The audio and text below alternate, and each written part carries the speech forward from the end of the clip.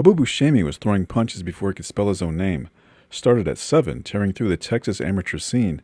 By his teens, he had 4 National Golden Gloves titles, and by 1972, he had punched his way onto the United States Olympic team as a featherweight. At the Munich Olympics, he won his first fight easy, but in the second bout, they robbed him. His Polish opponent got the decision, the same guy who went on to win the gold medal. The crowd knew a fix when they saw one and booed the European judges. Busceme had been cheated, plain and simple. After that, he walked away, said he was done. 2 years later, the itch came back. He turned pro under Perry Payne, a promoter and manager who knew the angles. Payne steered him right, got him to 10 straight wins, and then in the spring of 1975, Payne dropped dead. Busceme then lapsed into a depression. He tried to make fights himself, but it was a losing game. Without Payne, he was just another fighter with no connections and no leverage. Boxing isn't a one-man business. You need a shark in your corner or you get eaten alive. Busceme dropped 2 of his next 4, got sick of the struggle, and walked away from the game. Traded gloves for a suit and took a job running fundraising programs for schools. Then came the marriage problems, the divorce, and just like that, he was back in the gym, sweating out the regrets. 4 years out, and he makes a comeback. Bad idea. He fought John Morgan in January of 1980, lost, and sank into another depression. Then the phone rang. On the other end was Hugh Benbow, a Texas oil man with money, history, and a soft spot for lost fighters. Benbow had managed Cleveland Williams, knew the sport inside and out, and invited Busceme to his ranch. 1 month, no promises, just a chance to work out and see what was left in the tank. Turns out, Benbow liked what he saw. He sent Busceme down to Mexico City, where he sparred with Bazooka Limon, then up to Houston, where he did the same with Ronnie Shields. By November of 1980, Busceme made his real comeback, the kind they put in the papers, the kind they make movies about, if the dream doesn't turn to dust. I think that those 3.5 years were the best thing that ever happened to me because they let my body and my mind rest. I was going to college during that time and I learned a whole lot. I put all of my energies into something else, which was learning. And when I came back into boxing, I came back wanting it more than I'd ever wanted it before. He stacked up wins, took out Herman Kid Montes, then grabbed the Texas State lightweight title by beating James Martinez. The feel-good underdog story was almost wrapped in a bow. The busted-up fighter who crawled back from the grave, the old gunslinger who wasn't done just yet. Then Benbow made the call. He wanted a title shot, and he didn't take no for an answer. He threw Busceme straight into the fire against Alexis Arguello. Arguello wasn't just a champion. He was a legend. 3-division champ, featherweight, junior lightweight, and now lightweight. And he didn't just beat guys. He broke them. The kind of fighter who ruins careers and wrecks futures. The odds were ugly. But there were true believers, guys like LA-based manager Jackie McCoy, who thought maybe, just maybe, Busceme had a shot. You know, you can't ever do anything until you realize that you can do it. And, you know, they made me realize, well, God, you're one of the best fighters in the world, and you can be the world champion. And so now's my chance to prove it. Busceme told himself there was a way to win. There was a blueprint, written by Villamar Fernandez, the guy who had outboxed Arguello a few years back. So he studied the tapes, watched every move, convinced himself that lightning could strike twice. Then fight night came. Beaumont, Texas, his people, his town, his chance. His trainer, manager, and even his wife all had their pieces of advice. To be himself, not let everything catch up to him, which he's controlling very well. He's being himself, and this is what it takes to win a world title. Keep your hands up and keep moving. Keep your hands up and keep moving. He's got brains. That's a very scarce commodity in boxing today, is brains. He's got brains. Wait till you see him fighting and you'll know what I'm talking about.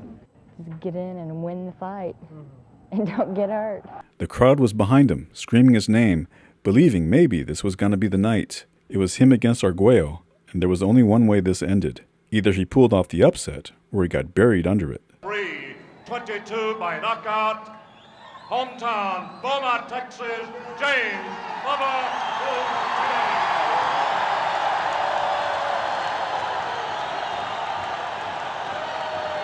Introducing the WBC lightweight champion of the world in the red corner. He'll be coming this afternoon in green trunks trimmed in white. fighting out of the red corner with a record of 70-4. 6 defends by knockout. Originally from Nicaragua, now making his home in the state of Florida at 135 pounds. Here is Alexis Arguello.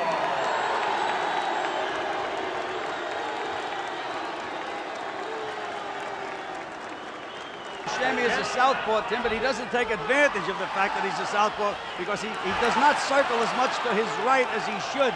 What we've been watching him do in training is he throw a combination and move right into right hands, and he had better not do that with Arguello or it could be fatal. Arguello, on the other hand, does not normally attack the left-hander as well as he does a right-hander. But if Busceme does move to his left, he'll be helping the champion. A combination scored by Busceme and naturally getting a rise from the crowd. Now you notice Busceme is moving to his left, which is unusual for a southpaw. He's moving right into Arguello's right hand. He does not look comfortable moving the other way when we watch him work out, which isn't in there against real strong opposition, with the exception of Herman Montes and the Mexican Beto Ramos. Under a minute to go, round one. Left hand lands a straight left hand, perhaps his best punch. Arguello making his 18th title defense. Oh, and he just landed the right hand that backed up the challenger. Tim, that right hand was set up by a beautiful left hook to the body. That is the combination to use against the southpaw. Beautiful combination. 25 seconds remaining in round one.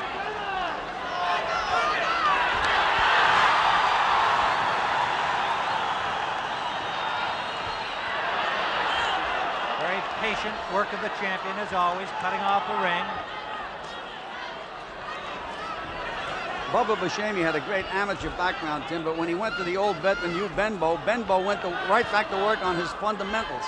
He said he wasn't keeping his hands high enough. He taught him to keep his hands up and to throw every punch correct. That is according to what Benbow told us. Benbow took over in November of last year. A good left hand landed from Busceme.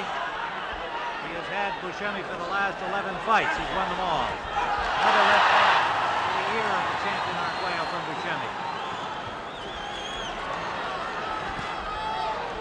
Under a minute to go. Round two and a right hand from the champion Arguello.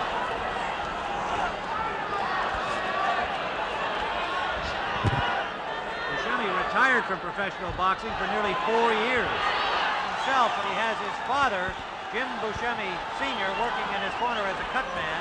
His manager, Hugh Benbow, is in there as well. A 78-year-old boxing legend from Texas, former fighter, manager, promoter, made millions in oil and land, and now back in the boxing business. Under a minute to go. Very fast-paced fight, very fast-paced. Big left hook hand by Arguello.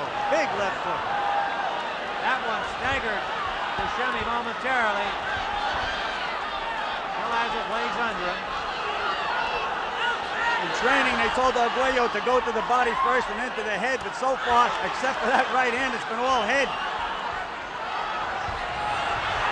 Combination scores. Looked to me like safe at first. Octavio Meyran from Mexico, the non-scoring referee.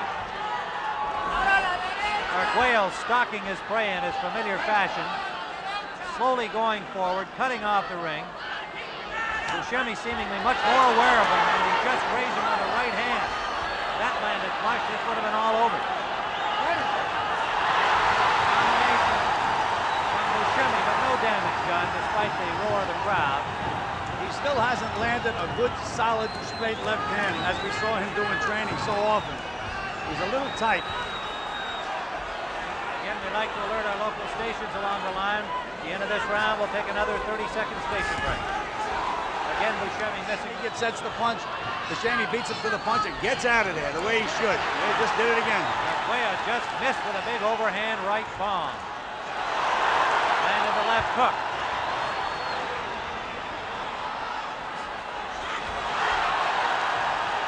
The crowd roaring with every punch. There's a big right hand by Arguello. Knocked Busceme into the ropes. When he gets hit, he fights back, Tim. Yes, he does. Busceme's lost only 3 times. Starting to breathe a little heavy now, though, Tim Busceme. Breathing good amount. That's a sign that he's getting tired. Under a minute to go, round 5. Ryan and Gil Clancy, the challenger, Bubba Busceme, with a slight swelling under his right eye that received attention between rounds.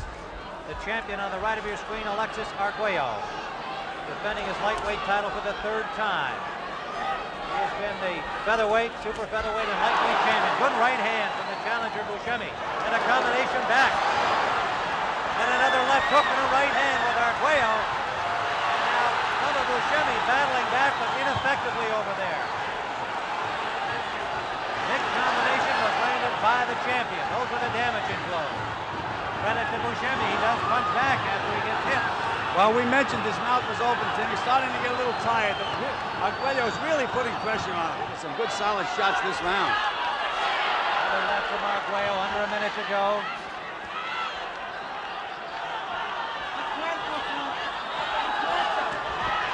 Left hook staggered Busceme, he's hurt. A short left hook. Staggered Busceme. And another left hand lands. Staggered again. That buckle is knee. Arguello sensing the opportunity to put him away. Another left hook. And a right hand. Busceme won't go down. Arguello all over him. Busceme desperately trying to stay on his feet. What a display. The referee has stopped the fight. Arguello has won by the referee stopping this fight without Busceme going to the canvas, but he is out on his feet here in round number 6. A short left hook was the beginning of the end for the courageous challenge of Bubba Busceme, and then a relentless barrage of blows battered him about the ring, but he refused to go down. Arguello did his best to lift Busceme's spirits after the fight. He even showed up at Busceme's house the next day with a birthday cake, a quiet gesture of respect from a champion who knew that every loss leaves its mark.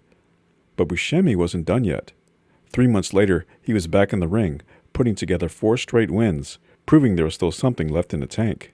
Then came Livingstone Bramwell in October of 1982. A tough fight, a hard-fought decision loss, and the realization that the road ahead wasn't getting any easier.